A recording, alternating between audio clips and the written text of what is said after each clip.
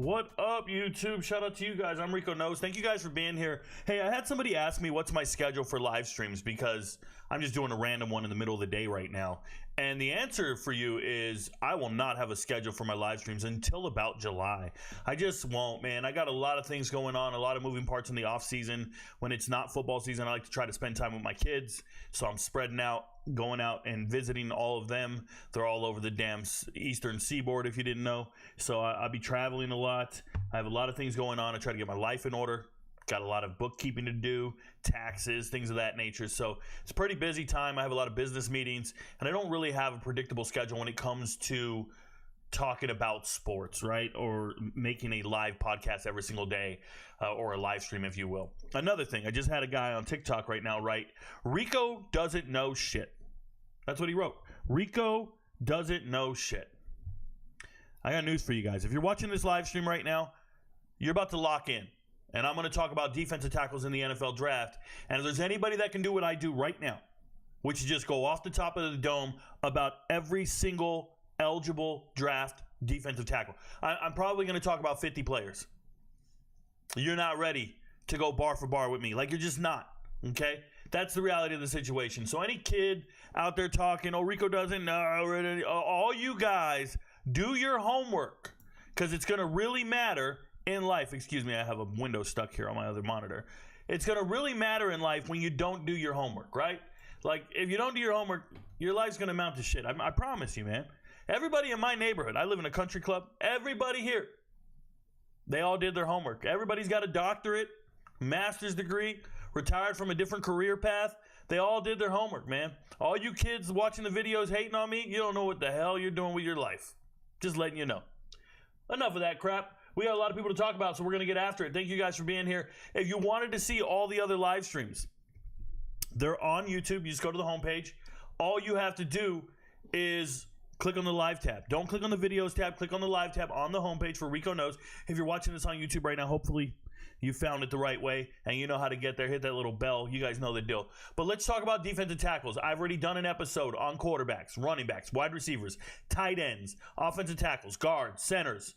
And now we're at defensive tackles. I went out of order because they have defensive ends there, but we're going to go defensive tackles this time around. So thank you guys for being here. First thing I'm going to do is I'm going to let's go look at combine results. Let's do that. Let's talk about combine results real quick, and then we'll get into individual players, my rankings, because I do have my chart. Remember, I go over my top 10, then I go over my 5 favorites, my 5 favorites, and then the 5 deep hidden gems. Then I'm going to jump over to the chat. I have the chat up right here in the window with me. If you have any questions, comments, anything, put it in the chat. We'll get to it eventually. It just takes time. Okay, I have a bunch of other windows. I'm a one-man show here, guys. I'm maintaining my own stuff. There aren't a lot of people locked in right now, and I know they're going to see it after hours, and that's okay. That's why I did it at 2 in the afternoon. I really don't care. You'll get to it when you get to it. But let's talk about defensive tackles. And when you go to the combine, one of the things you look for in defensive tackles, I'll start right here, their 40-yard dash. Now, look at all these guys running the 40. And what you'll notice is when you see a defensive tackle and they're pretty fast, typically that just means they're an edge rusher. That's all it is. It means they're a 3-4 edge rusher. And I'm going to use different terms when I talk about defensive tackles. You're going to hear a 0 technique, a 1 technique, a 3 technique. If you don't know what any of that means, a 4-eye technique, a 7 technique, all this stuff, it has to deal with gaps, right?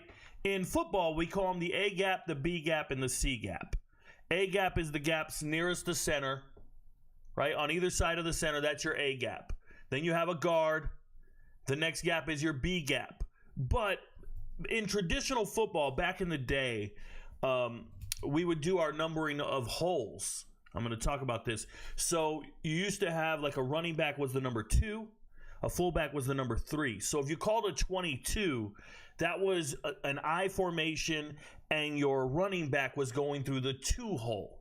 And that's to the right. Even numbers to the right, odd numbers to the left. So if you called a 24, that was in between the guard and the tackle. Right? We got 2, 4, 6. 6 is in between the tackle and the tight end. And then if you call an 8, that's essentially a sweep. If you're at USC, they call it a student body right, whatever, right? So when you hear certain numbers, it's the same concept. You're just moving further away from the zero technique. Means you're just lined up straight over the center, like on him, right? A 1 technique or a 3 technique. Now we're moving to his shoulders or getting a little into these gaps. So if you hear a 4-eye technique, that means you're on the inside shoulder of the guard, okay? Of the tackle. So now you're in the 4 hole, the 4 gap. Remember, there's a 2 and a 4. So when we say he's on the inside shade of the guard or the tackle, that kind of tells you the different fronts that individual can manage or handle or where they're effective.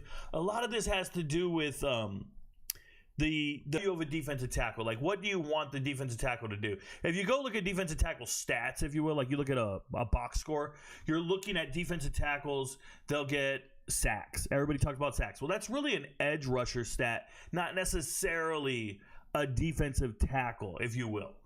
But as they get bigger and they get what's the word I'm going to use? They get more gap responsibility.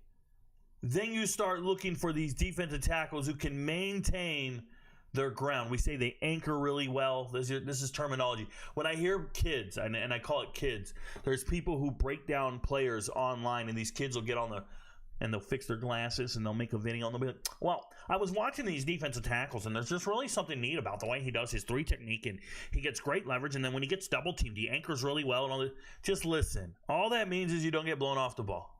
All that means is you don't get pushed into your linebackers. All that means is you know how to take on a double team, keep your pad level low. Okay? At the same time, you can do the same thing. You can reset the line of scrimmage and knock them back, be disruptive. There's hurries, there's pressures, there's passes deflected. But it's a totality of things when you look at individuals.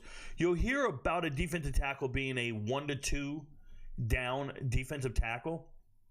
And when you hear a guy as a 1 or 2 down defensive tackle, that means he's a terrible pass rusher. Remember, 1st and 2nd down can be run plays for the most part, but if it's 3rd and long, we don't want you on the field. That means you're a first early down defensive tackle or a goal line defensive tackle. All that means is you're really good in gap control. You maintain your gaps and you do it well. And that's really important for some defensive tackles, depending on what your role is. And when you look here, if you were looking at combine results for defensive tackles, 2 guys really stick out in the athleticism department, and that's Jared Harrison Hunt and Tyron Ingram Dawkins. Now, Dawkins is from Georgia. This is a defensive end. This is not a defensive tackle.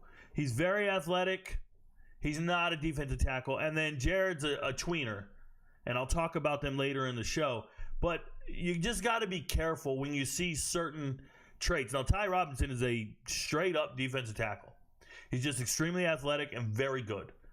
And I'm going to talk about it in depth and why he's in my top 10, but that's a professional, and he's got explosion everywhere. So we look at another thing. 10-yard split probably matters most. It really does, because defensive tackles, we just need to talk about their get-off and what they're doing. Now, I'm going to tell you it doesn't really matter. There's a diminishing return on defensive tackles in a way, and I want to explain this in depth before we go any further. If you're a certain height, people say, yo, you got it. You're a beast. You're a defensive tackle. You're enormous. You're big like these offensive linemen. You can compete with them. You have the length and tackle radius to maintain your gap. You're going to hear all this stuff. But the reality is if you get too tall, you have terrible pad level. That offensive lineman will beat you, and that's a problem. So they need to work on that, right? I think a defensive tackle can realistically be 6'2" and be extremely effective. 6'2", extremely effective. If you're less than 6'2", you're probably not an NFL every down player. You're just not. So I don't care who you are. You can be this little tree stump. You can be this tough little guy, and it's cool, but it's not NFL caliber. And a lot of these guys, at some point during the list, I will tell you guys when we get to the guys who are not going to make it on a team. Listen to what I'm saying. When I tell you a defensive tackle is not going to make it in the NFL, what I'm telling you is I've assessed the defensive tackles in the NFL. And I've been doing this for years. I've been doing this for at least 3 years on TikTok, right? I've been doing this my whole adult life, assessing the players going into the draft, assessing the players on teams, and that's how I can predict, oh, that guy's going to make it on a team. Like, some of these guys will go undrafted, and I'm going to go, oh, yeah, he'll make it on a 53. He'll make it on a final 53. It's because I know he's better than players in the NFL, period, right? He's got a role that he can carve out and make it in the NFL. Some of these guys, I'll be like, nah, not for me. And then I'm going to talk to you guys in depth about certain players and tell you, oh, he's not draftable for me. He's just not, for whatever reason. And you might not agree. You might think I'm crazy. Now, these are defensive tackles with vertical jumps. Like I told you, Tyrion here, not a real defensive tackle. My boy Ingram Dawkins is a defensive end and an explosive one, but among defensive ends, that's not that great. If you go to the edge rushers, 36 isn't that great. It's okay. It's over here somewhere, right? There's other guys with higher, I guess, jumping ability. But when you look at defensive tackles, you can be impressed with Ritzy here, Zeke Biggers, and Ty Robinson. Again, the numbers are off the charts. But we'll talk about all these guys. Some of these guys shouldn't have got invites to the combine. Some of these guys at the combine didn't belong there. I'm just letting you know. And the bench press, overall, the bench press for defensive tackles is very disappointing.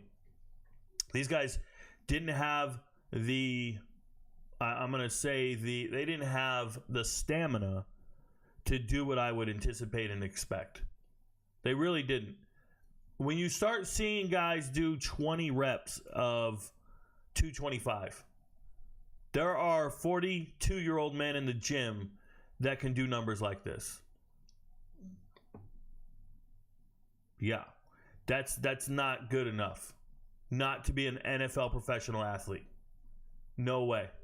I'm just letting you know. You need to see it on tape as well, but it's just a problem when you show up to the draft like this. So let's start talking about these players. All right, so the first guy that they have at ESPN, you know what? We won't even go down ESPN's list until I do my top 10. I'll do my top 10, and then I'll jump to the chat. If nobody's here for the chat or has no comments, then we'll move on, and I'll go down the ESPN list. But if you want to see it here, my top 10, number 1 is Mason Graham for me. Okay, shout out to Mason Graham. This is a kid who went to Servite, and when we talk about Servite High School, CIF, Southern Section, Trinity League, all this stuff, right? Servite is such a great program. And at that year, it was 2022.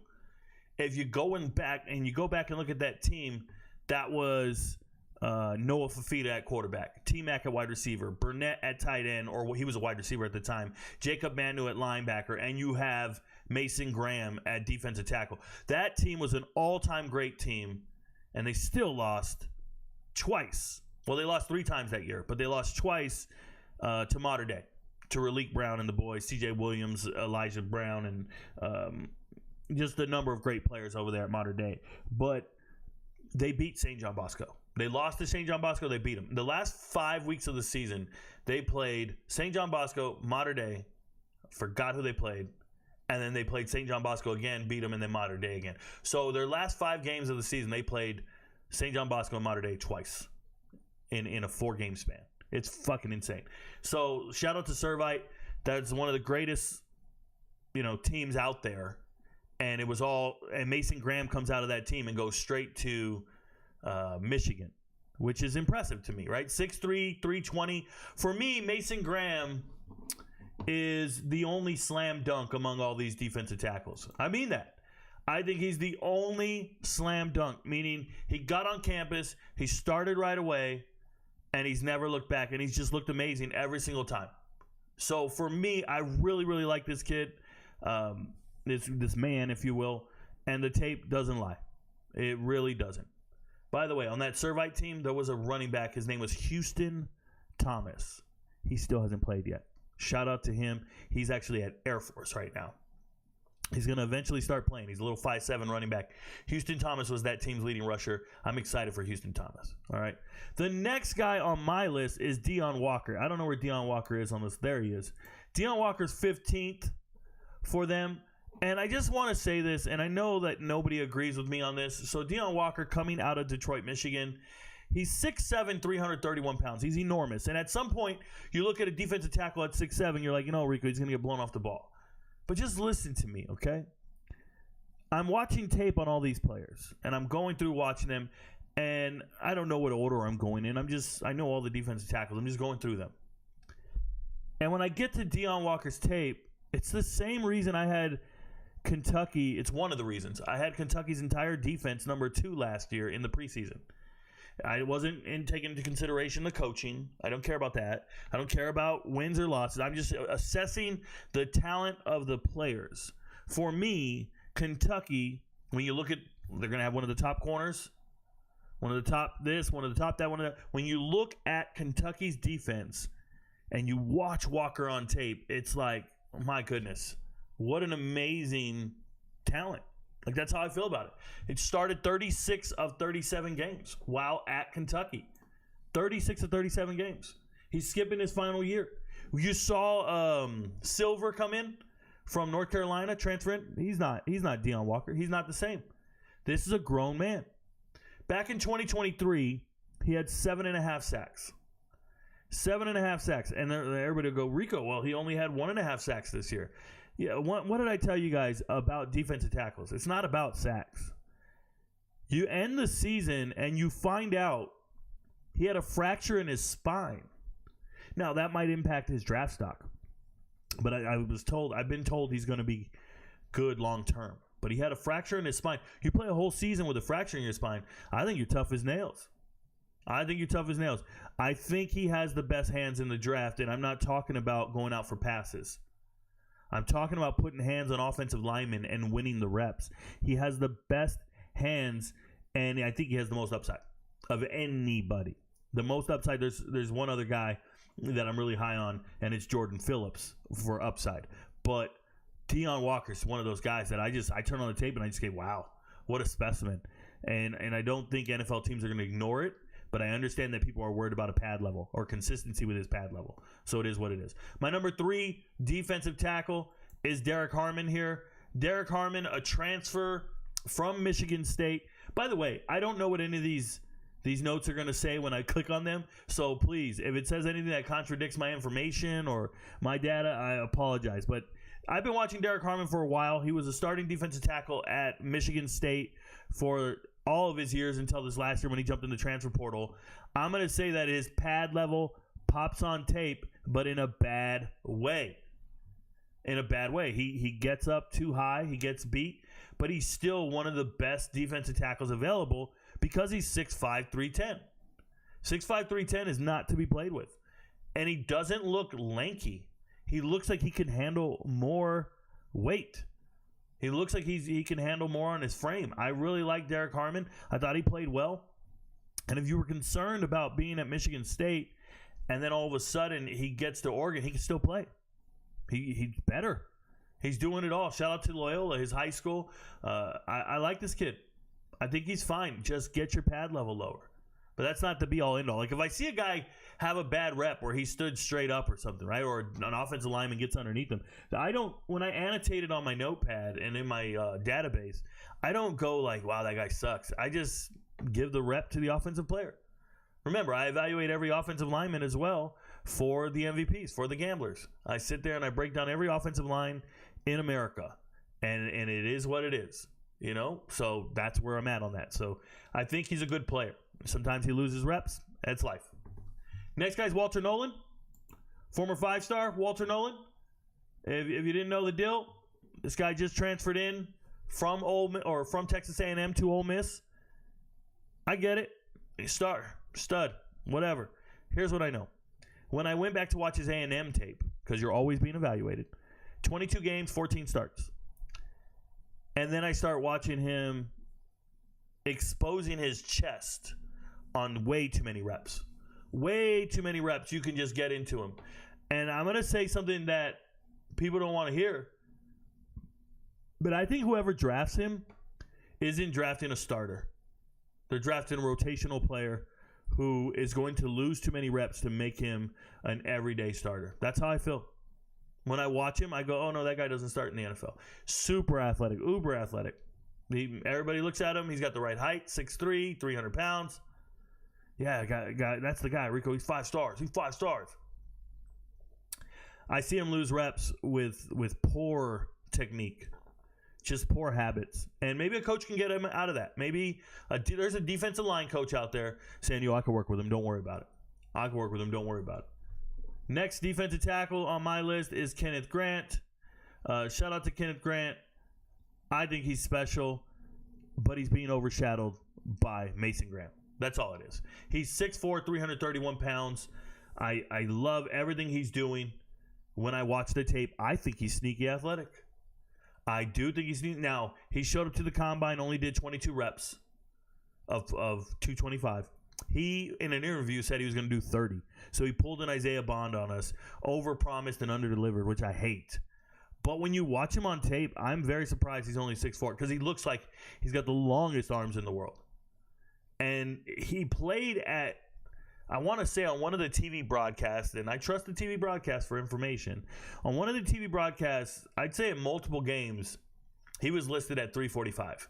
And they were talking about him being 345 pounds. He's 331. That's combine. I mean, you're losing weight. You're getting more athletic. You're getting a little more productive. This is pretty cool. I like it, man. It reminds me of like Reggie Bush and Lindell White. You know, everybody talked about Reggie Bush, and he was so flashy, and he was a slam dunk. Reggie Bush. But Lindell White was the one scoring all the touchdowns. Lindell White actually was that battering ram. He was that good player. For you kids out there, if you don't know, I'm talking about USC running backs. But we have a tandem of defensive tackles, and Kenneth Grant's not bad, man. I think he's elite. He's in my top 4, right? What do I have, Matt? 5th? Graham, Walker. Who was it? Graham, Walker, Harmon, Nolen. No, he's 5th. He's 5th, man. Man, what am I doing? I just go check it. Defensive tackle. 1, 2, 3, 4, 5. I'm tripping. I got him way down here. I'm going off ESPN. My bad. Oh, I got Joshua Farmer ahead of him. Now for Collins. Well, I still respect this guy. I still think he's a good player. He's obviously in my top 10. I like the kid. Next guy, TJ Sanders. For me, TJ Sanders came out 1 year too early. He has 1 year of eligibility left, and I think he probably should have stayed. He would have been a lot higher draft pick. I think he would have developed into a better player just because metal sharpens metal. There's some really good defensive tackles at South Carolina. They have 4 of them in this draft. 4 defensive tackles in this draft from South Carolina alone, which is pretty nuts to me. But TJ Sanders, to say that it'd be an understatement if I told you that he showed out, because they brought in transfers. Obviously, Tonka was getting a lot of I'm going to talk about him later. He was getting a lot of the reps in 23. Then we go to 24. They bring in Jules from Pitt. Good player. I'm going to talk about him later. But TJ Sanders steals the show. TJ Sanders is the guy. He's on the field all the time. So for me, TJ Sanders is a straight dog. The problem is he's more potential than he is production. He's more potential than he is results. But this is a good player. And it's just a shame that he left so early, because he hasn't really started all his games in any season. 7 starts, I think, last year, 9 the year before, or whatever it was. He's just not quite there like that. So shout out to him. He's a local guy. Shout out to, I thought he was 6'5". See, there you go. I'm telling you, I got some information on. I thought he was 6'5", 300 pounds. Maybe that's what it was on the school website. But I think that to see him come out early really bugs me. By the way, I think he's an elite stunter. I want to make that clear. Whenever they're stunting with this guy, there's DT stunts, ET stunts. If you don't know what I'm talking about, don't worry about it. But they do stunts, twists, if you will, the defensive line. When they do things, this guy's the real deal. The real deal. I think he does well. He was the SEC Interior Defensive Player of the Year. I think he's great. So, like him. I think he's coming out while the iron's hot. And when you play with Tonka Hemingway, Deandre, Jules, there's 2 other guys. Alex Huntley, and I'm forgetting the other kid. Starts with an M. Yeah, something Goodwin. it's a good team to have. It's a good problem to have. So good. Shout out to him. Shout out to TJ Sanders. Sorry, I was thinking out loud real quick. I was trying to remember who the other guys are, but it is what it is. Next guy, Darius Alexander. Shout out to Darius Alexander. I would be an advocate for Darius Alexander. Now everybody's writing like, oh my God, Darius Alexander. He went to Toledo. He's been playing at Toledo. He had a pick 6 in the bowl game. It's fun to watch. He's a single-digit guy on tape. I think he wears number 9, if I remember correctly. He's a good player, man, but it's not like I need him in my top 10. I don't even have him in my top 10. And the reason for that is if I see you dominating in the MAC, I don't know how I feel about you. I've come to that conclusion. I've come to that, what's the word? I've come to that assessment over the last couple years. MAC players don't always translate. Now you're going to, Rico, what about Big Ben and J.J. Watt and all these? Dude, shut up. You're naming all-time greats when I'm trying to tell you that a guy like this is just okay. But he is a former, he was 2-time All-State in high school. I liked him. I liked his tape. I thought he was fine. I've always liked the smaller school guys. I like Darius Alexander. I just don't like how they flew him up the charts into the top 10. I don't like that because there's some other guys out there. Omarr Norman-Lott. Omarr Norman-Lott. For me, Omarr Norman-Lott has a huge red flag. Huge. He's not draftable for me. Talent-wise, he might be in the top 10. There might be some Tennessee fan out there that tells you I'm crazy. I'm not crazy. There were a bunch of players that have red flags for me, and Arizona State was recruiting them. I'm talking about Jack Jones, who just got released by the Raiders. Shout out to Pete Carroll for that. I'm talking about these types of players that just don't get it done. And Omarr Norman-Lott, shout out to him. I don't know the young man personally, but I can tell you that when I watch him on tape, he's a penalty waiting to happen. I think he has no discipline. None. I watched him punch a player. I watched him in the last 2 years. Penalties. You just go search his name in a box scores. Penalties. He gets one like every 38 plays. He gets a penalty every 38 plays on average. It's fucking fun. That's insane. That's insane. That's just the dude just, why? Why can't you make the right decision and do the right things? They're going to tell you they like him. Shout out to him. And I know he's a California kid, Grant Union. Look, man, I'm an advocate for these young men. I want them to be great. But when I do my assessment for who you are as a person or whatever, like I just keep it real. I can't stop. He's not the worst red flag in the world. The worst one's going to be a little lower, but he's up there. He's not for me. Okay, who's next? Alfred Collins. I like Alfred. Shout out to Alfred Collins. A young man who took a while to get into the starting lineup. Sorry, I was checking my microphone levels. Usually when I'm talking to you guys, you see my eyes wandering. I'm watching my OBS, excuse me. I have problems with my mic right now. Just, what is that? Letting you guys see some sausage. So some of this is, whoa. No Diddy, no pause. Let me go to the chat before I get into Alfred Collins here. Hunter Darling says, let's ride. Thoughts on Warren Brinson from Georgia? Moxley Burton. I'm pretty sure I'm going to talk about Warren Brinson from Georgia right here. He's the 37th guy. He'll be the last guy I talk about in the show today. So I'll talk about him when we get down to him, okay? He'll be coming up. Thanks for the question, though. I like that. Rico, on college football, every team I see, they have pro day that takes place on campus. Are those guys likely fringe practice squad players, or what is the likely outcome if they get invited to the NFL Combine? If they get invited to the NFL Combine. If they don't get invited to the NFL Combine. Okay, so schools have pro days. Typically, you're going to have a pro day. You want to give everybody a chance to show out and perform. I don't think schools should host pro days. I'm a huge advocate for conferences to host a pro day. I think every draft-eligible player should be in one location for an entire conference. Now, this is not a unique idea. I heard one Power 4 commissioner talk about it in the Big 12. They wanted to do it. But all these teams, they keep doing these little sessions in their own individual schools. And the NFL scouts, they don't have time to go everywhere. They're going to miss players. And if you want to get representation from your conference and improve their draft stock, that's how it should be done, not individually by teams. That being said, not everybody can go to the combine. Okay, there are situations where players aren't healthy for the combine, but they're healthy for their pro day, and they can improve themselves. The one thing I will say about pro day performances is they're very skittish. And when I say skittish, I mean like it's a skit.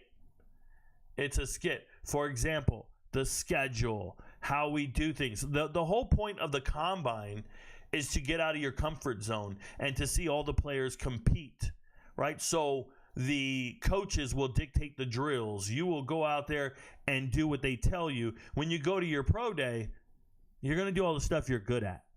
You're going to run all the routes you're good at. Make all the throws you're good at that you practice 100 times. It's kind of just a dog and pony show, if you will. And the last thing I'll say is those 40 times, I mean, it's laughable. I watched Colorado's pro day, and they had coaches timing the 40 with an iPhone. And he's like, yeah, I got him at 448 on an iPhone. That's embarrassing. Forget being hand timed. Dude's using an iPhone. It's gross. So you just have to take it with a grain of salt. A guy will improve his 40 immensely and all this stuff. But what it really comes down to is, are these guys practice squad players? No, not at all. There's plenty of players that get drafted that aren't at the combine. There's plenty of players that get drafted not at the combine. That happens. It's very normal. But what I would say to you is this: you're fighting for a chance to be an undrafted free agent. You're fighting for a chance to get that one of those contracts, futures contracts as an undrafted free agent, or the lower level that some people don't understand. There's two different contracts or opportunities after the draft, and one of those is a mini camp invite. So you get invited for the first 10 days of a mini camp or a couple of days of a mini camp, and then you might progress towards trying out for the team and showing up when the other rookies show up and things of that nature. So I think pro days are essential, especially when there's the UFL out there and the CFL. Pro days are essential. I just think they should be done at a conference level and give everybody an opportunity to get equal representation, or at least a chance to find a spot at the next level. And I wish it wasn't so fake. I wish it wasn't so fake, because they'll do some stupid ass drill just to make a guy his vertical pop or something, and you're just like, what is this? Why aren't we just doing the standard things that everybody else did? Well, we're not going to do the combine because the combine's the combine, right? So it is what it is. Shout out to you. Thanks for the question, though. My apologies ahead of this question. Please tell me how you feel about Abdul Carter's injuries, and is that dude really special like they say? Davis Harvey? That's a defensive end, and that will be talked about in another podcast. That is not, people do not come to this podcast to hear about Abdul Carter. The fact that you guys bring up all the most famous players or the guys on a mock draft is absolutely a waste of my time and yours, and it's silly. Like, people just read Twitter and watch videos on Instagram or TikTok, and they just go, oh, these are the best players, Rico. Like, I had a guy write to me, and he goes, if you have, so-and-so at number 2, you don't know ball. And it's like, okay. Well, your top 10 is derived from what? Somebody else made a top 10 and you said, yeah, I agree with that.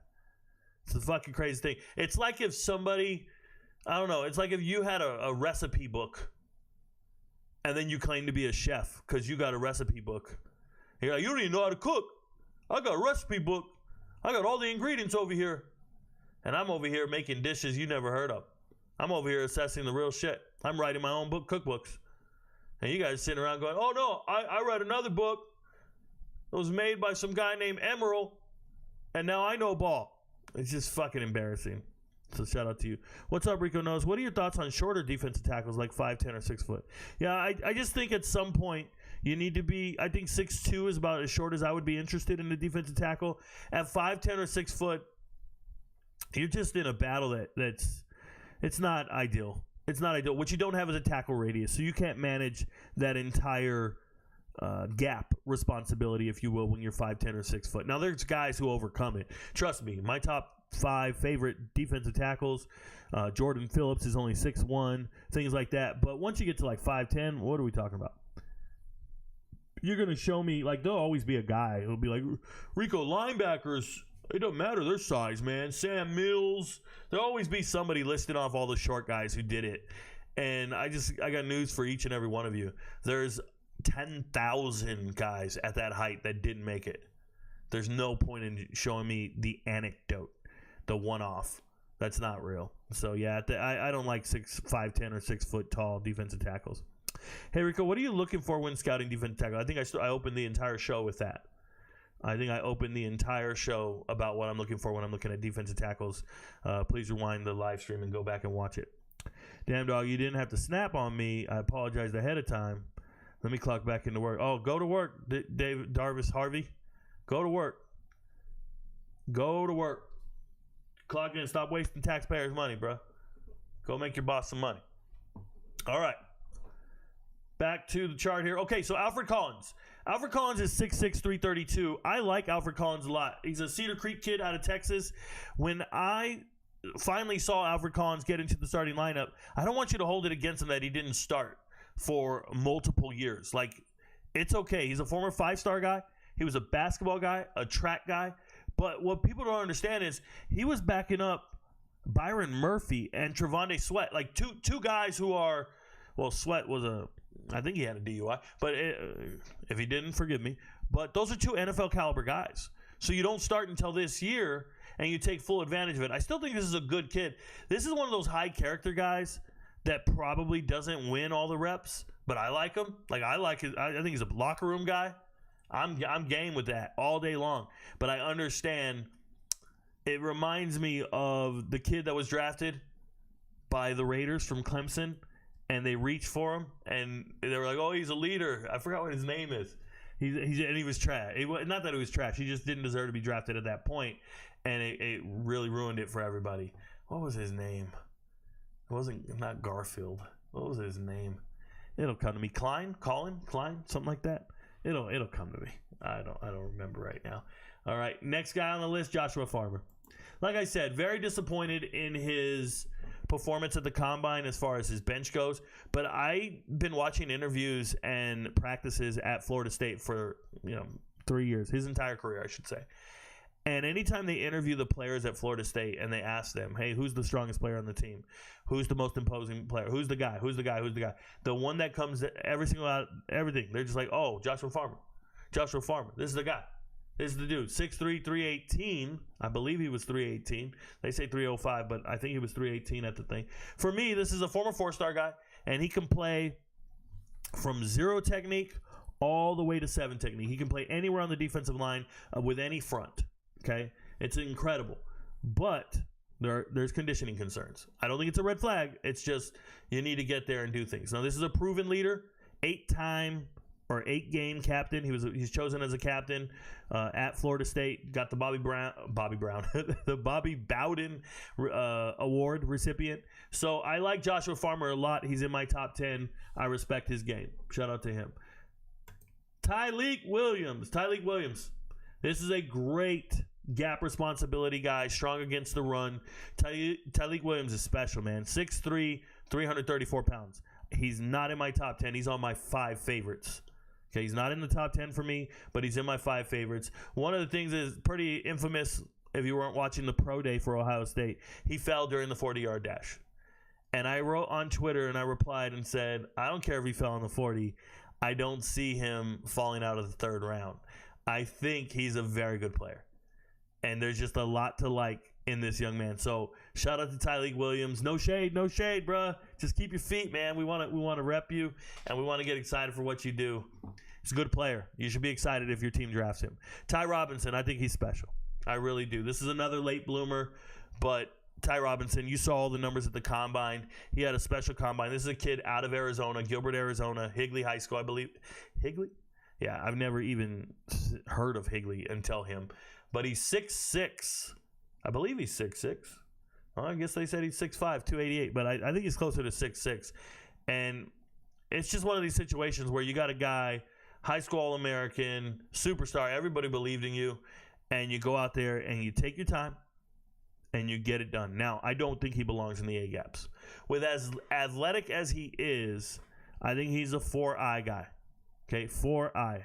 Head up on the tackle or inside of the tackle's shoulders, is probably where he belongs most. This could be a 3-4 defensive front, or you could move him outside on a 4-3 front. It doesn't matter. Like, I just think he's nice. I do, but you don't want him in the A gaps. You don't want him having to get in there with the big bodies. He's more of like a slicer. He can get through people. He's really, really nice. So slicing shoulders, attacking, the inside or outside shoulder of guards. If guards are trying to go with him, it's going to be a problem. Guards trying to block this guy because the tackles are dealing with the edge rushers. If guards are trying to attack this guy one-on-one, they're in trouble because I think he's more athletic than them and he's bigger. And I want to talk to you guys about something. I did a podcast on the transfer portal. You guys can go see the transfer portal live streams here on YouTube. And one of the live streams I did was defensive ends, edge rushers. Maybe it was defensive tackles. Can't remember. But there's a young man at Florida State right now. His name is James Williams. He just followed his defensive coordinator to Florida State. And I ranked James Williams so high because I went and watched his tape and I went, yo, this guy's nice. And then I'm watching it, and I go, wait, he doesn't even start? He doesn't even start? And he doesn't start because there's a guy named Ty Robinson there taking all the reps. That's how good Ty Robinson is. I think one of the best players in the transfer portal can't even get on the field because of him. So it's pretty awesome. Shemar Turner. Oh, man. There's going to be people out there that tell you Shemar Turner is a good player. This is only the second player that I have. Maybe, and I don't want to give a bunch of other people red flags because they're just not very good. Right? Like, there's guys I say they're not draftable because they're just not very good. This is different. Like, I wouldn't draft Shemar Turner. And when I say that, I understand he's a former 5-star player. He can play 0 to 7 technique, all this stuff. I got all that. He's disruptive. He wins reps. Rico, he's an exceptional player. I got it. When you're drafting somebody in the NFL, you are investing millions of dollars into that individual. You are saying, I believe in you. I want you guys to think of like a fine-ass girl. A fine-ass girl. A girl gorgeous. Thick ass, big tit, whatever, right? You got this girl in your mind. And then I want you to think of her as having red flags and you say, oh, I would never be with her. Maybe she's physically abusive and hits you in public. What if you found a gorgeous girl, but she hits you and disrespects you in public?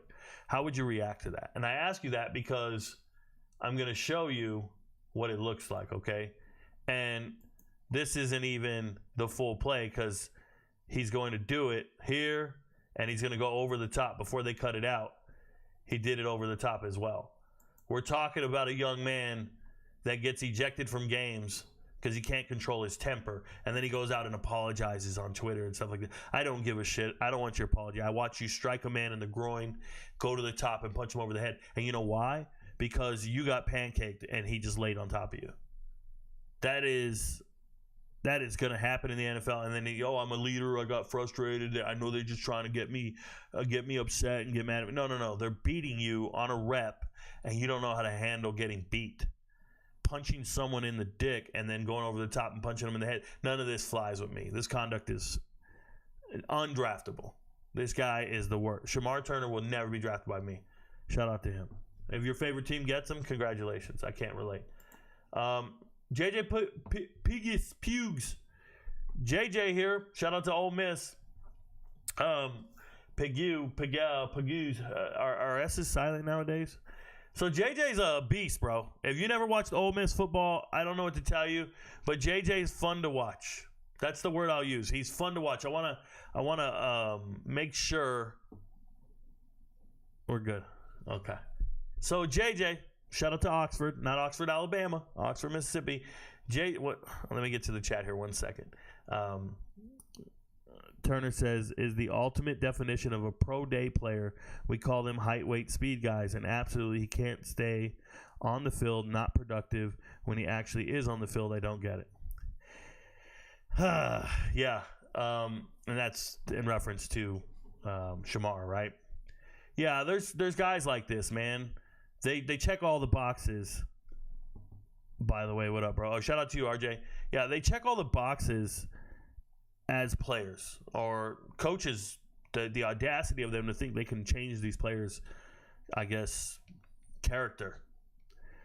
I think it comes down to poor parenting. I think it comes down to poor upbringing and a lack of accountability in your adolescent years. And when we get to be adults, you get to just act out in the most ridiculous way possible, right? Those are not football plays. Those are not football moves. It'd be one thing if you grabbed a face mask, but to go a closed fist and punch someone in the groin and then go over the top and punch him in the head, and I'm supposed to want to invest millions in you and make you a part of my community. You're going to do community service? You're going to go out there and give back? I'm good. I don't want you anywhere near my community. I don't want you anywhere near my paycheck. I'm not investing in you like that. So that's a problem for me. I don't like it. And that's two guys. One guy was, penalty prone, and then another guy's just poor decision making that I can't get down with. So it is what it is. But yeah, shout out to him. So JJ over here, if you guys didn't know, he plays both ways. He's a two-way player. This guy is 6'2", 325, and just amazing. Well, they say he's 6'3", 309. Okay. Amazing athlete. Amazing. And it all started when he was at Auburn. So if people don't know, he used to be at Auburn, and Auburn was letting him run the rock because he was a beast in short yardage. 26 carries in his career. I counted 7 rushing touchdowns. And it all started at Auburn as well. 158 all-purpose yards for a defensive tackle. Really cool stuff, man. Shout out to him. He's not the only one. There's a couple of these guys that were converted linebackers and converted running backs in high school and stuff. But I really like Pegues. He's one of my favorites. He's on my favorite list for sure. So shout out to JJ. And then we got Jordan Phillips. This one's special. Jordan Phillips. No notes on Jordan Phillips. Listen to me. Jordan Phillips is going to get drafted higher than you think. Sooner than you think. Jordan Phillips is, I think, special. He's the baby. He's the baby of all this thing. This is a former power lifter coming out of Florida. He goes, I want to tell you how much he squats. He squats over 600 pounds.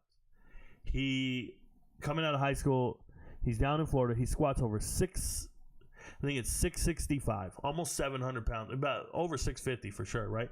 665. He does an overhead arm press for 365, 2 reps. It's incredible stuff, how strong this man is. He's incredibly strong. And when he reminds me of Aeneas Peebles, just better, right? Like there's Aeneas Peebles down here, and he's better than Aeneas Peebles. And Peebles is a super productive guy. Peebles went to Duke, went to Virginia Tech. We'll talk about it. But he's just undersized. Jordan Phillips is the same way, just better. He's bigger. He wins in leverage. 6'2", 312. He can get under every offensive lineman with just pad level and get off. But he's not productive. He's not productive, and he's in the same conference as Peebles.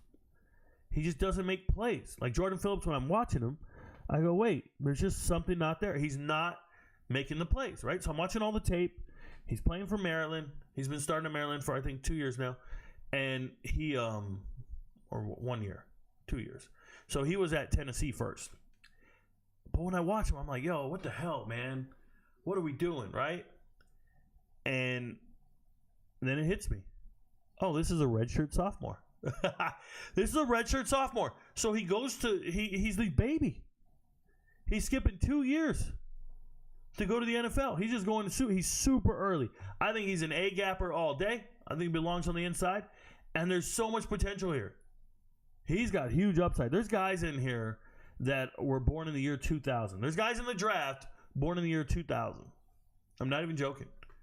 And then you have a guy like Jordan Phillips, and he did 3 years in college, 1 year redshirt, 2 years playing. That's it. And he's here now. He graduated high school 3 years ago. I'm like, what? What is he? Class of 2022? I'm like, what? How's that possible? I'm like, no, 2022? The fuck am I talking about? That's crazy. But he was in Tennessee in 22. I think I'm doing my math wrong. Class of 21. It's nuts. It's impressive, man. He's young. He's got a lot of upside. I'm excited for Jordan Phillips. I already talked about Walker. Vernon Broughton. Look how big this man is. Vernon Broughton. Broughton? Am I saying it wrong? Bro, you guys know I tear up names.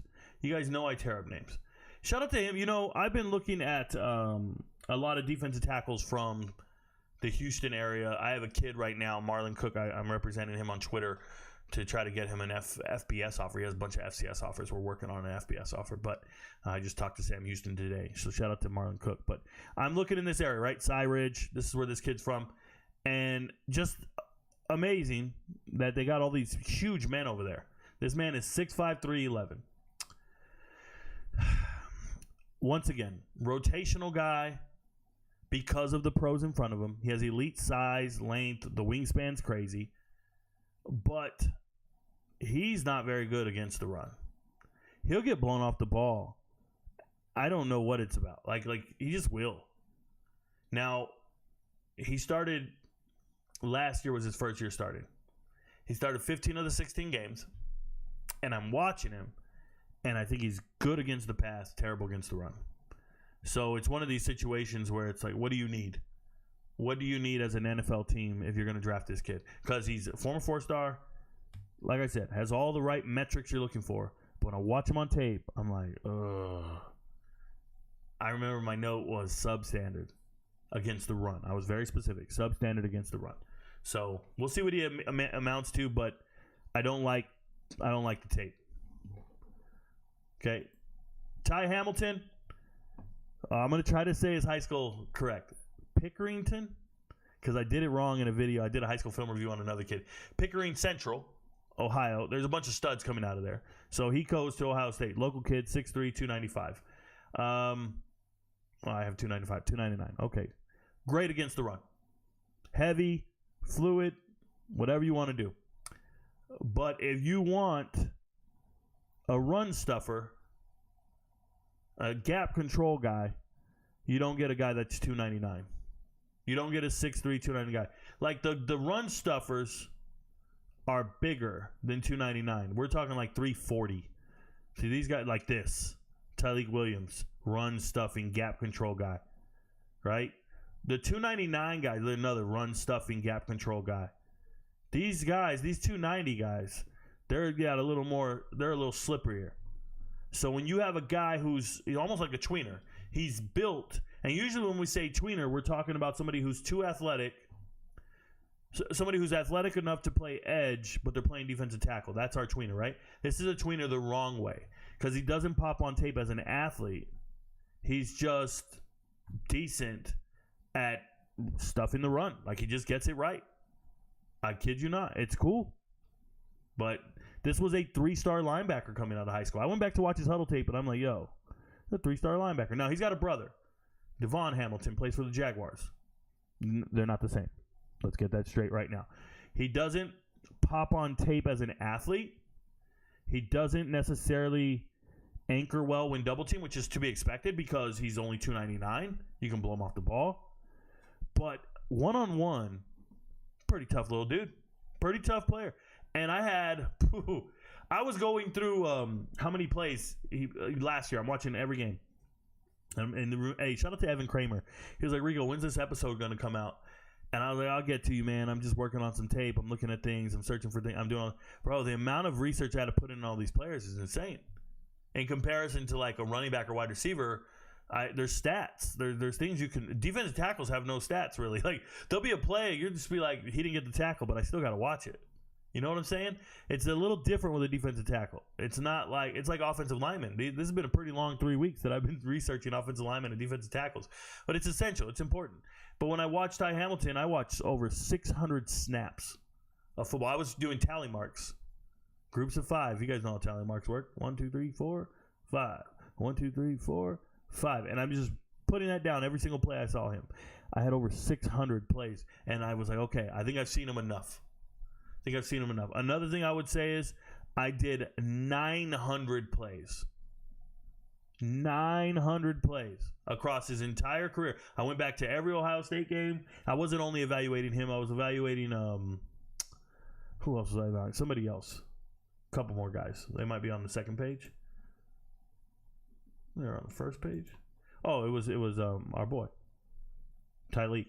So I was going through all their plays of their career. Just going back to see, and I'm looking for being hotheads, losing your temper, holding illegal hands to the face, whatever. I'm looking for anything. But I watched all his plays, and I just kept the tally marks going. 900 plays. The man had, and I wrote 60. 60 winning reps. And when I say a winning rep, I'm talking about pressures across 900 plus plays. That's a 6.5% hurry rate. It's not good.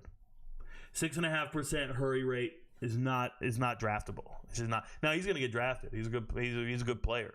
He's just undersized good player. I wonder where he falls. I think he falls in the draft. If anybody takes him early, they're tripping. Shout out to my boy E Money for getting here. What up, E Money? Good to see you. RJ says, what's your assessment on the big 455-pound kid from Florida, Desmond Watson? Yep. Another pro day kid, in my opinion. He didn't move me when I watched the tape. Talked me into this kid. I don't see the hype. Oh, there's no hype. There's nothing. He's not even on my list. He's not even one of the players. Him, Chidozie, all those guys, they're not even on my list, bro. They're not even on my radar for the NFL. They're not NFL caliber players. Good luck in coaching, UFL, CFL. They're not NFL caliber guys, as far as I'm concerned. Speaking of NFL caliber, here's a bad little dude. And this is what you guys need to understand. Aeneas Peebles is 6'1", 282. What? Aeneas Peebles is 6'1", 282, and I thought he was 6 foot. But he's 6'1". Dude is a beast. Transferred from Duke to Virginia Tech, was dominating at Duke. He led her 2 years in baseball. That's important that everybody understands that.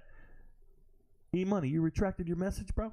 You ain't got to retract your message. I'm here. Led her in baseball. He was a 3-star coming out of high school. First team All-ACC. I want to say he was a first team All-American, but it had to be PFF, Pro Football Focus.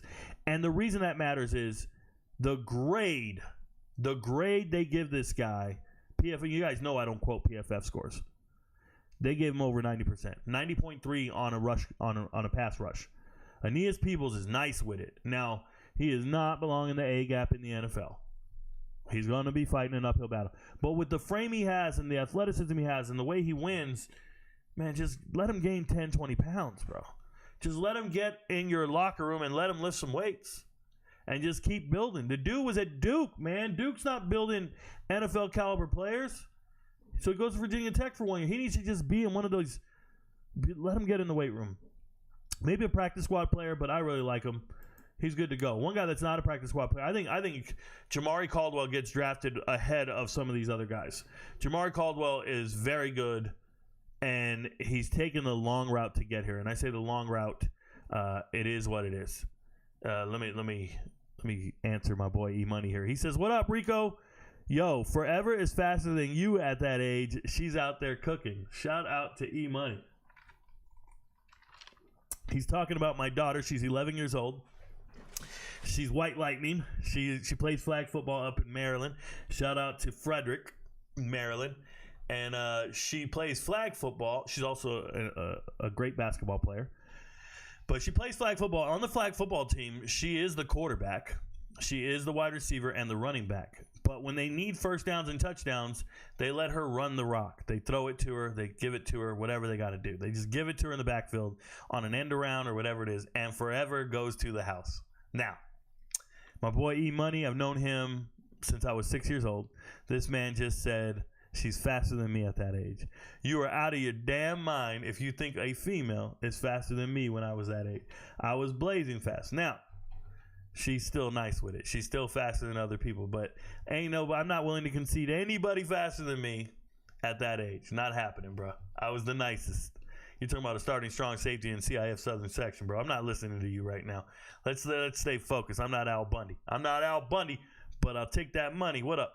All right, Jamaree Caldwell. I remember Jamaree Caldwell left a bad taste in my mouth last year when the transfer portal opened. I got word that his agent, and I talked to a lot of agents.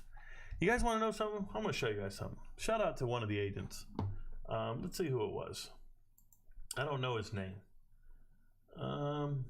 Oh, there you go. Michael Salvo. He just wrote to me. Oh, I can't show this to you. Let me see if I can do this. There we go. He just gave me his phone number. But he's an NIL agent, Michael Salvo here, and he said, thank you very much for ranking our guy Nigel Williams in the top 10. I said, you're very welcome. I think he's solid. And he left his phone number. So that was pretty cool. He said he'd like to give me a call and talk. Nice, man. I would definitely let's do that. My bad. Oh, nice. Shout out to Brandon Blackman. You guys know who Brandon Blackman is? He works for Delaware State, defensive coordinator. Works for, who's their new coach? Sean, right? Deshaun? The speedster wide receiver from the Eagles. Check him out, bro. He wrote to me in a DM. He said, thank you very much for watching these guys now. There we go. We're trying to get them there. We're getting them their stuff. Can I Venmo you for advice? Each year I do parlays for the college conference championship game winners, the Power Four specifically. What are your thoughts? Dude, become an MVP. What the fuck is wrong with this guy? Get out of here, bro. Get out of here. I'm sorry, guys. We get carried away over here. Let's talk about Jamaree Caldwell. Jamaree Caldwell, when he hit the transfer portal last year, I was dealing with the agents reached out to me and said, hey, Rico, I'm representing my guy. Can you please let it be known that this is his going rate? This is his price. This is what we're looking for. And I was like, oh, this left a bad taste in my mouth. I'm talking to coaches in my DMs. I'm not about to start advocating for your player. And I do this often. I advocate for players to get on certain teams and help them. If you haven't noticed, RicoKnows Hidden Gems, high school film reviews. 3 of my players this cycle have gotten offers from Sacramento State. I wonder why. Typically talk to them every single day. So it's just one of these things where I'm talking to players, talking to coaches, and now the agents go and ask me to represent their player or speak on their behalf or give them a post. And I didn't like the way the Jamaree Caldwell camp moved and talked to me, and just the way the whole thing just sounded like a money grab.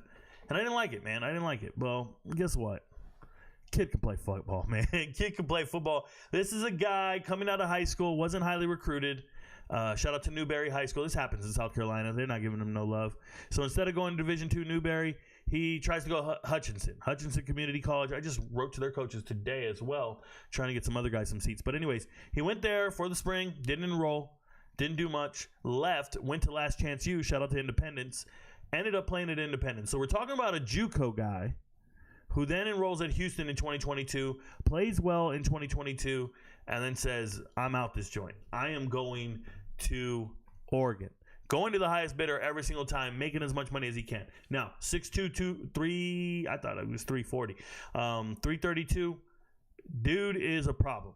In space, can hog up a bunch of space, wins with leverage because his height, he doesn't have a high pad level. I think he's really good. The only issue is how long can he play? I'm watching players. Remember, I take tally marks of their plays, and he rotates out a lot more than other defensive tackles. He plays a lot, but he's rotating out. Like some defensive tackles will play a series, and then they'll alternate series with the other guy. And I need everybody to understand this. In college football, the backups matter. I can remember watching college football.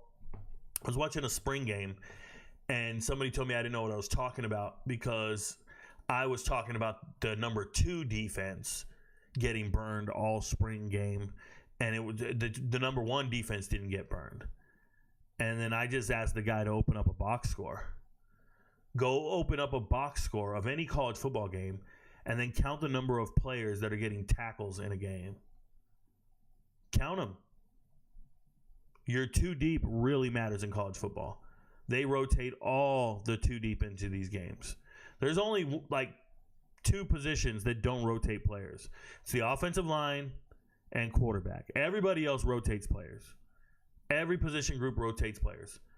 Every single one. Wide receivers, running backs, tight ends, defensive linemen, defensive for sure, all defensive linemen, linebackers, corners. Everybody's rotating in and out. You need to have a good 2 deep. If your second string defenders suck, it's going to be noticeable. There's just going to be a hole out there. So anyways, usually you rotate your defensive line by series or by package, meaning we're in a short yardage situation, bring in the hogs. We're on a 3rd and long, bring in the pass rushers who can pin their ear back and go get it. Okay, that's schematic-wise, all this stuff.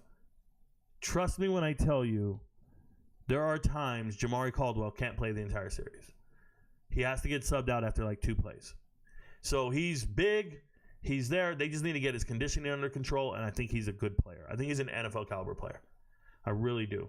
So watching the tape, very impressed. Speaking of NFL caliber, there's my boy CJ West. I'm a big fan of CJ West.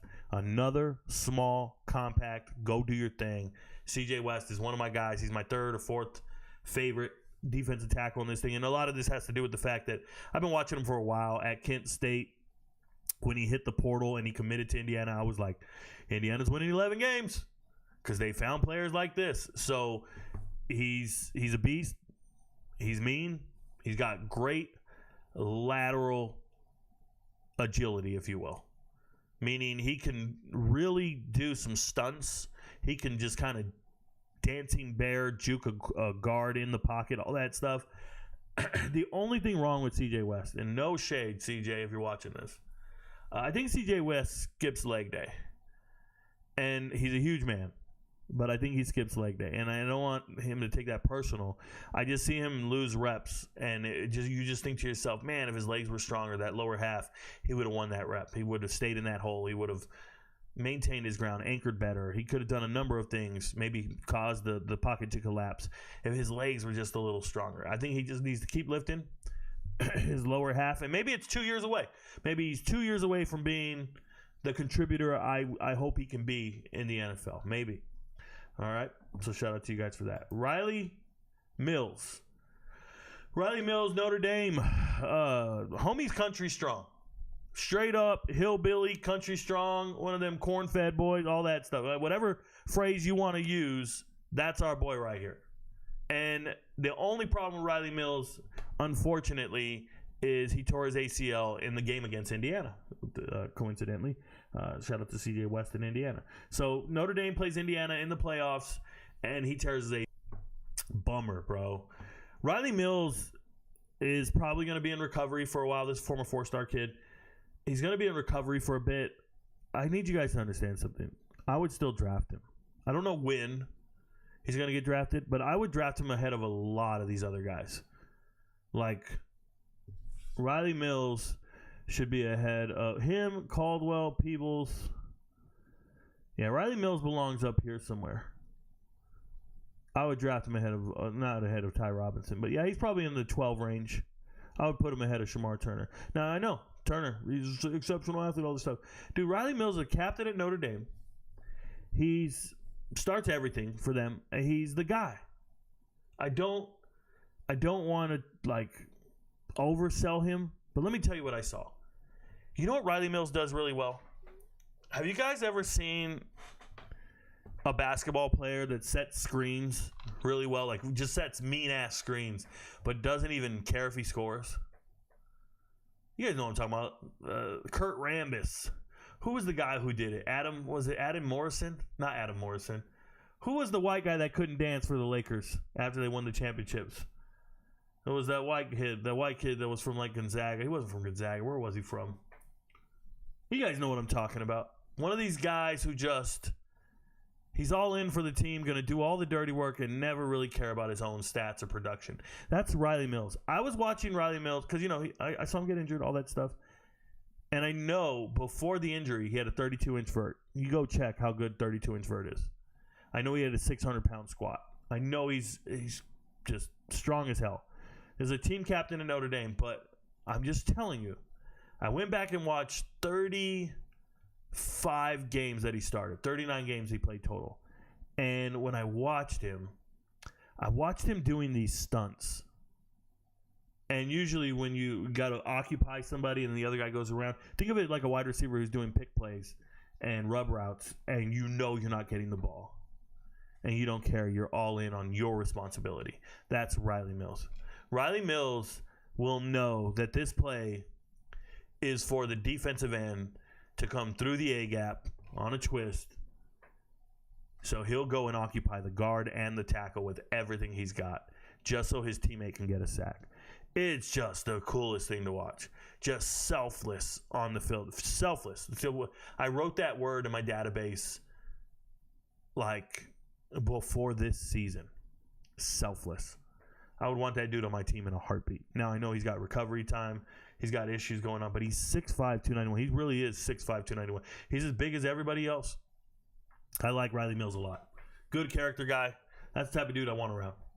Junior Tafana. Junior playing at Utah. I've seen a lot of football. Junior. And no shade. Not good for pass rushing. Very strong in the run game. Former 3-star outside linebacker. You guys are going to hear, this is crazy.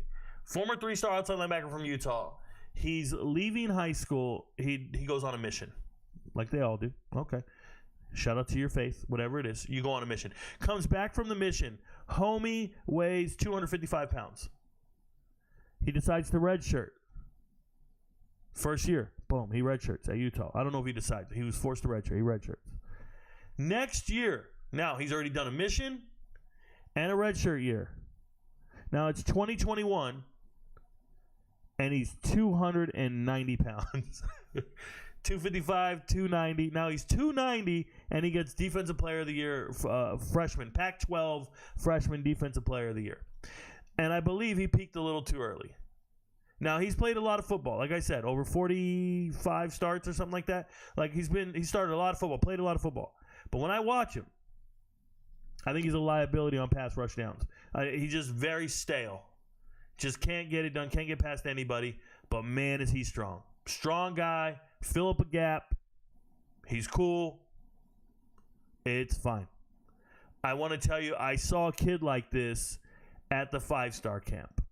I was scouting the 5-star camp last year. I was there as the lead scout, and they started talking to me about all these players before we got on the field. And there was one particular player. He was like a 5-star. Rico, he plays at St. John Bosco. He's amazing. He had a sleeve on his arm. He looked like Troy Polamalu with a mix of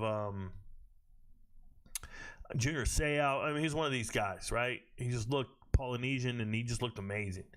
And we're just walking around, and he's got this aura to him. Definitely aura to him. He had this big, wavy head and shoulders hair. Like I said, Troy Polamalu. Looked, and we're doing drills, individual drills. We're going around these bags, showing your bending, your agility, and he just looks a cut above everybody else. Then it was time to do the reps against other opposition. Fake as fuck, bro. Fake as a $3 bill. I just was like, yo, what is this? What is this? And they're like, yo, he's 4 stars. He's going to be 5 stars when he's a senior. And he's about to be a senior next year. And if anybody gives that guy 5 stars, they have not evaluated talent properly. And for me, when I look at Junior, I look at him on tape. I watch him play. Big, strong man. He's going to be in the A-gap somewhere. He's got that, that build and that ethnicity of just dense muscle, dense everything. There's just limitations to what you can do athletically, and it just doesn't. It's like womp womp. It's all good, man. You had a great demo tape, but that album sucked. That's how I feel about it. It's just like, could be better. Howard Cross III. 6'1", 285. No love for Howard Cross III. I got all the love for Howard Cross III. First off, I think he's a 3-4 defensive tackle, but he really defensive end. He doesn't belong in the A-gap at all. This is a stud. His father played 13 years in the NFL. If you don't remember him, Howard Cross Jr. He was drafted by the Giants in 1989, 6th round. I used to have his football card. And he played for the Giants his whole career. He played 13 years in the NFL, and I don't know what he does now. But Howard Cross III, his dad went to Alabama. Howard Cross III doesn't even get recruited by Alabama. They don't want this kid. He's 3 stars, whatever. Okay, fine. I'm going to go to Notre Dame. I'm going to just be a legacy player, whatever. I'm going to go do my thing. This kid became an All-American. Such a beast. I don't know how everybody can hate on him. He's on my list. Favorite players. Favorite defensive tackles. He's on my list. I don't know where he ends up. I'm cool with it. I don't care. I like him. Shout out to him. Tim Smith, former 4-star. You know who he reminds me of? Riley Mills. I'm evaluating the players. I get to Tim Smith's tape. Guess what Tim Smith does really well? Same shit, different day. Tim Smith played 62 games while at Alabama, and he only started all 13 last year, but he only started 32 of the 62. I don't care. You start 32 games at Alabama. You've been there for 62 games. That means you've been there many years, lifting weights. Shout out to Sebastian River High School. I know where he's from. My kids live down in St. Cloud, and I go to Melbourne, Florida a lot. That's our favorite vacation spot. Shout out to the beautiful Kim Jones. We just like that pace, that beach. Nobody cares. We don't want to be in Miami among all the kids and the super bodies and the hot bodies and all that shit. And we don't want to be in Cocoa Beach or Daytona Beach. No. We want something more our pace. So we go down to Melbourne. Well, this is just south of Melbourne. And Tim Smith, just a big man who I think I would want him in my locker room. I would. He's not exceptional, but this is, for me, probably the last draftable player. Now, some guys are going to get drafted after him, but he's the guy. Okay? I like Tim Smith. His tape was fine. Let's talk about Cam Jackson, bro.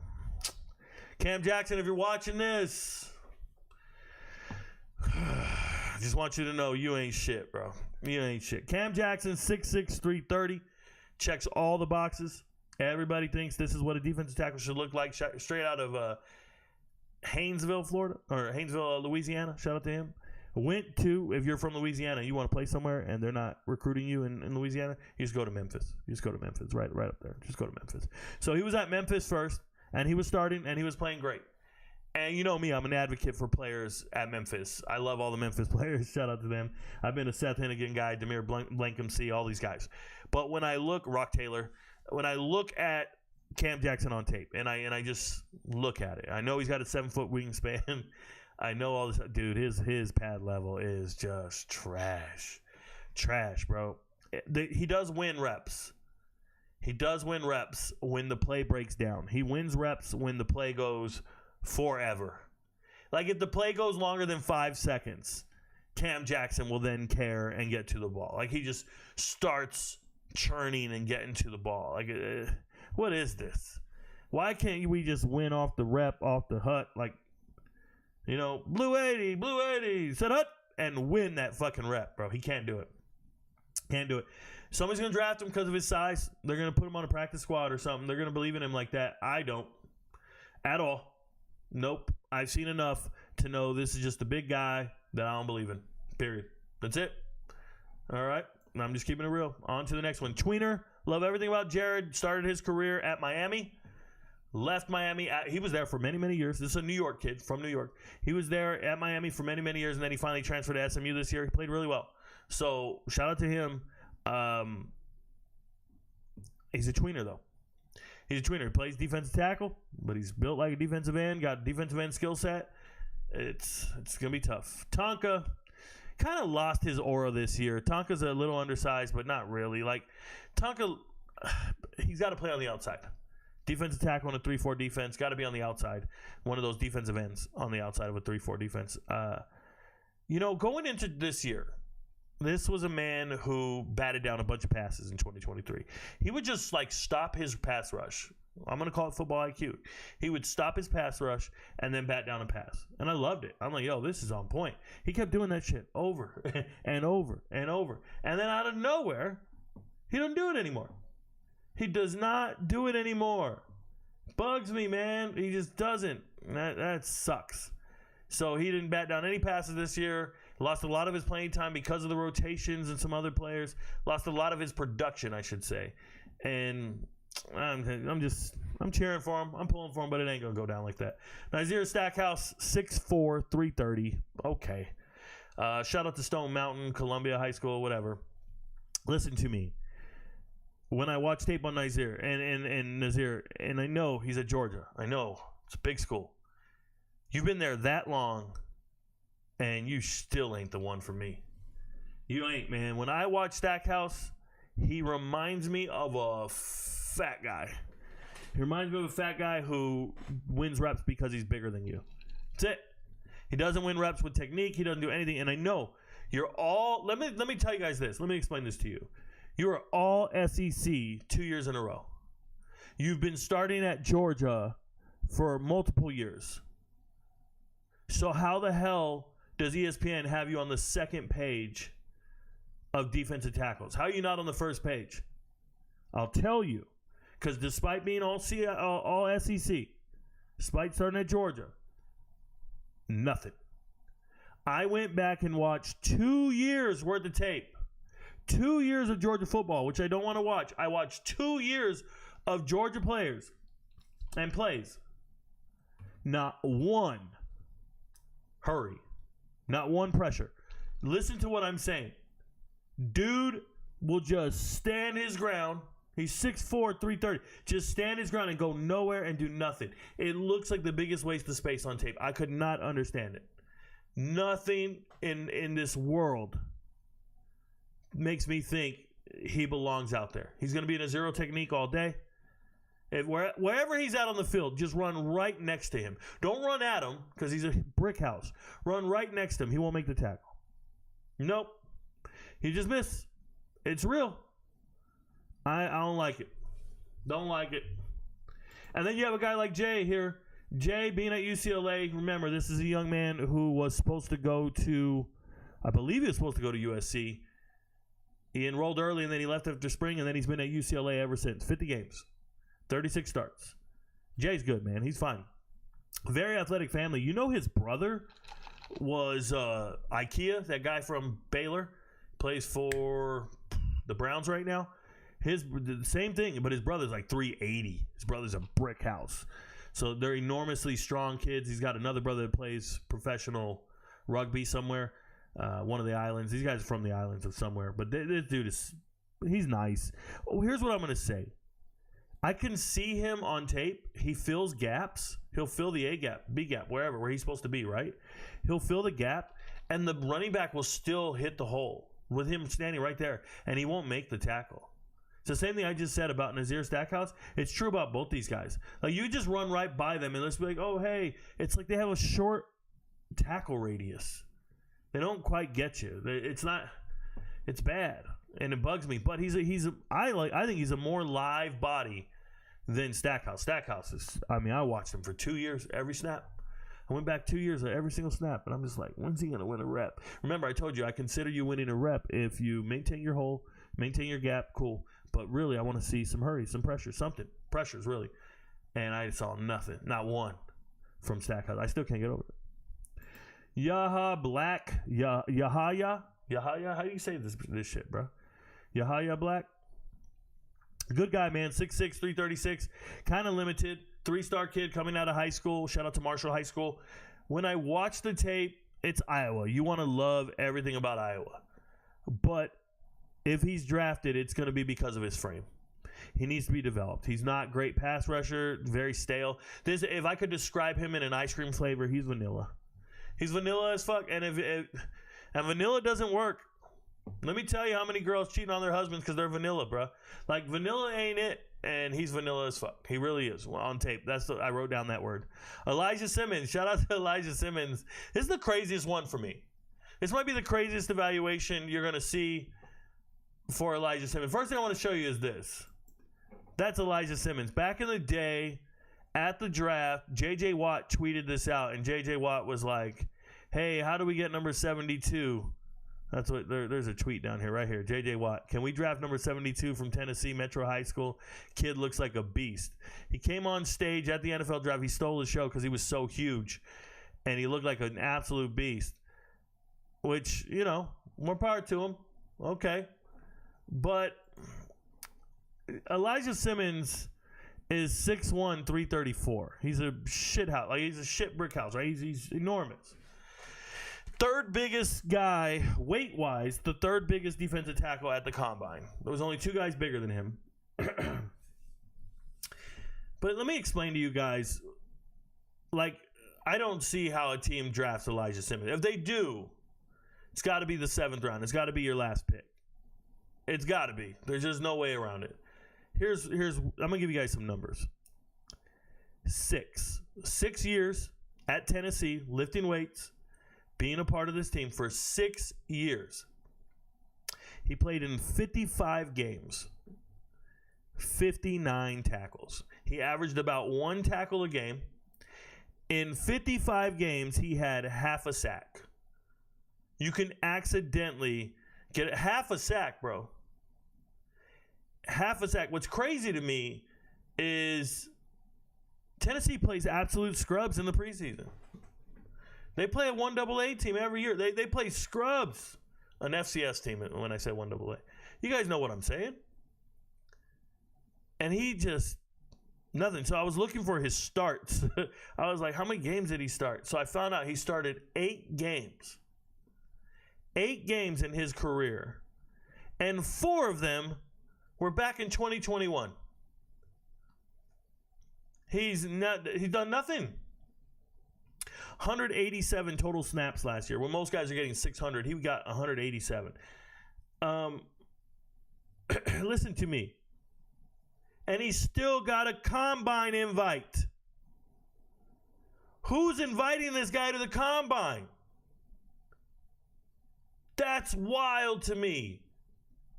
There are FCS All-Americans that didn't get a combine invite because they gave it to this guy who's never played football. Stamina, trash. But he did show up with a 32-inch vert. He did show up, and he's 334 pounds and can jump up. It's weird. Like, I don't understand what they're going to do with this guy. He couldn't play at Tennessee. If he couldn't get on the field at Tennessee, how the hell is he going to get on the field at an NFL team?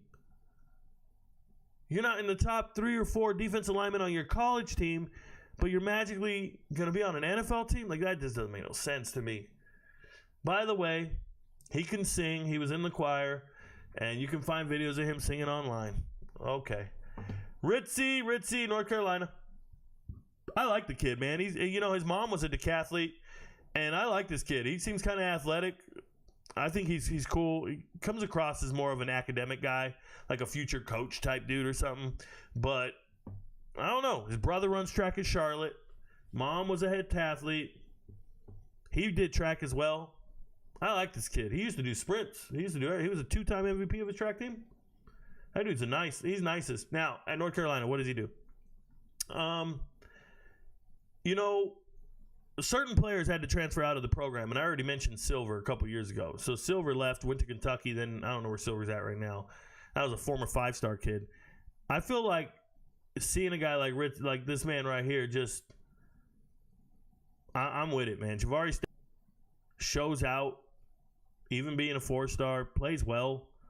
I thought he did everything right. Now, when I watch him on tape, there is an issue with his get off. Like, he's slow off the ball. Sometimes he's on, sometimes he's off. And I don't know what that is, but if you were a track athlete and your start was the problem coming out of the blocks, you can win some races and you lose them immediately. And you can't make up for it. So there are plays he loses just because he's slow off the ball. He's the last one off the ball. I don't know what's going on there. So maybe a coach can address that. But once he's latched on, he can win. Cam Horsley, he's a problem on tape. Cam's a problem on tape. Coming out of Jersey, right? He was an offensive tackle as well. He was a standout pitcher in high school. Shout out to, I think he's from like Cinnamon something, New Jersey. I don't know the city or nothing, but it was Cinnamon. I called it Cinnamon Toast Crunch. But Cam Horsley's a good player. If you were an MVP and we watched a lot of these guys, it is what it is. Now, if he doesn't get drafted, I think Phil Hafley might go pick him up. And maybe he does get drafted by the Packers. Phil Hafley, former Boston College head coach, now the Packers head coach. I think they might have interest in him. So Cam Horsley, I could see him ending up on the Packers. And you guys know I don't make any predictions. I don't make any guesses as to where these players are going and where they're getting drafted. I'm not a mock draft guy. But Cam Horsley, yeah, he's cool. I'm sure the Packers will want him. Deandre Jules, like I said, this is a favorite of mine. I like Deandre Jules a lot. Unfortunately, he did not play well once he transferred to South Carolina. Couldn't really get in the.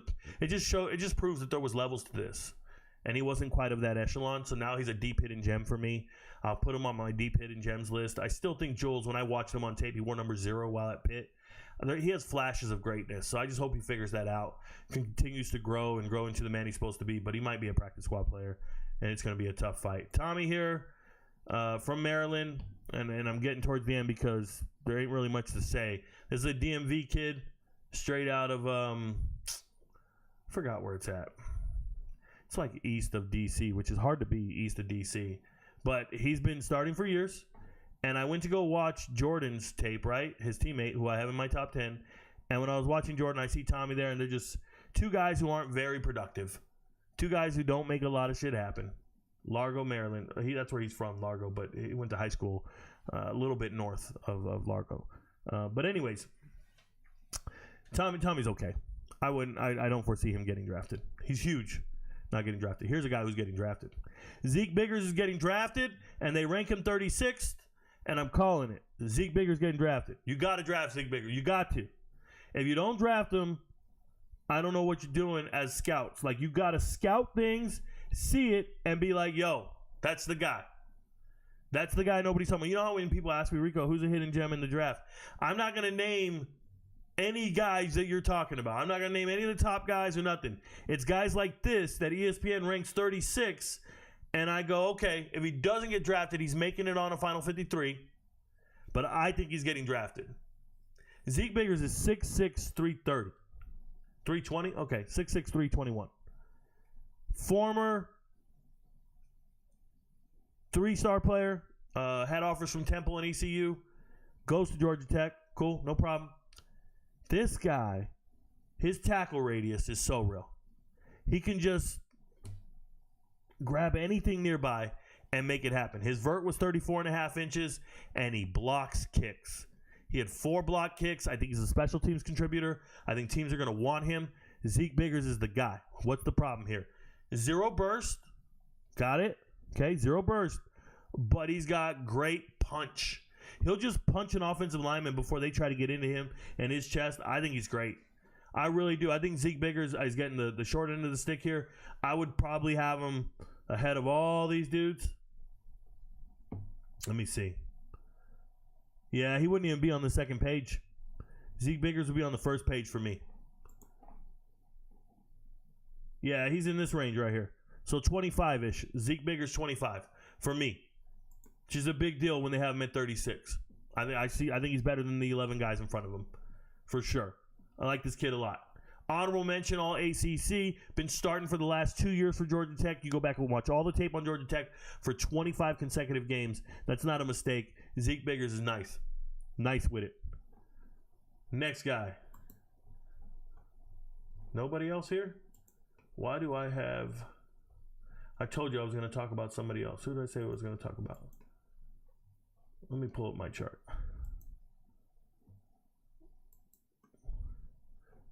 All right, we saw this. Oh, I apologize. Eli Mostaert is who I wanted to talk about. No, I owe you Warren Brinson.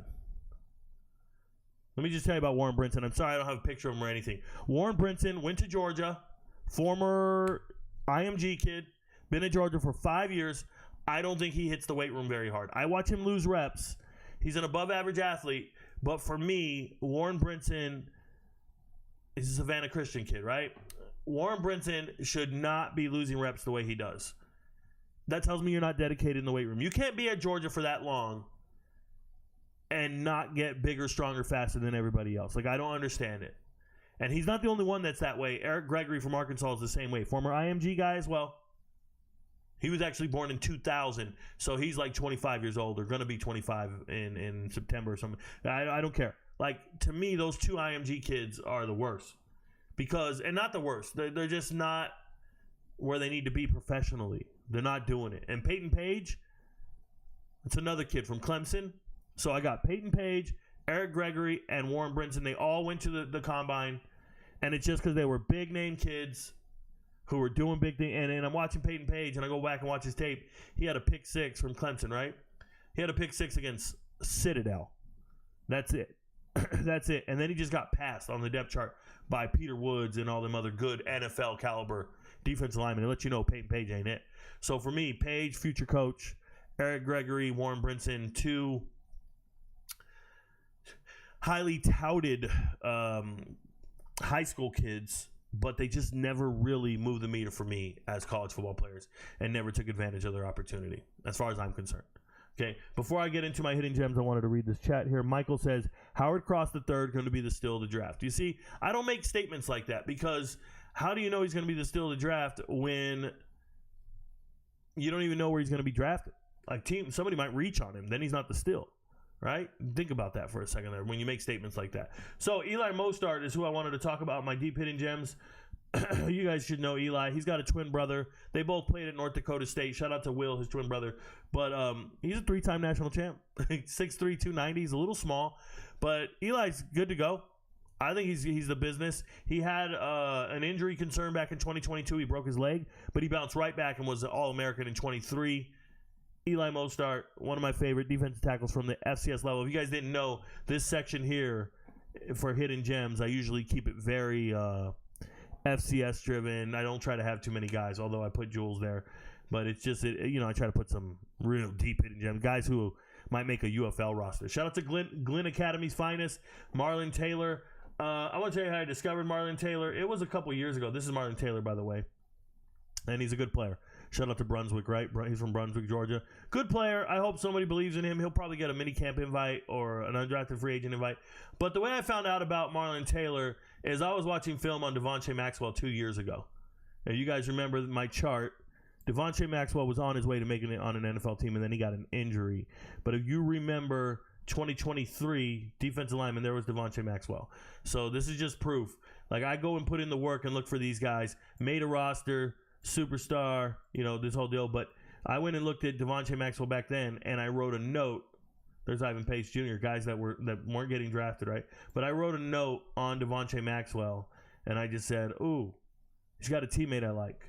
And that's how we get here. So it's just one of those things where I never forget you. Shout out to Marlon Taylor, made the most of it, became great. And speaking of great, Andre Jefferson, all-time sack leader in Lenior-Rhyne history. He's just the sack artist. 6'2", 300 pounds or so. He's a good player, man. First team all-conference. I think he's got a shot to make it on a 53 just off of his pass rushing alone. I watched him in one game. He had 5.5 sacks. 5.5 sacks in one game. Now, I know, but his approach is so professional. Like, you hear him talk about pre-snap reads. He reminded me of Luke Kuechly. Luke Kuechly talked about it recently, about how you make all these reads to slow the game down and all this stuff. That's exactly what Andre Jefferson reminds me of. Shout out to him. And then lastly, Matthew Brown.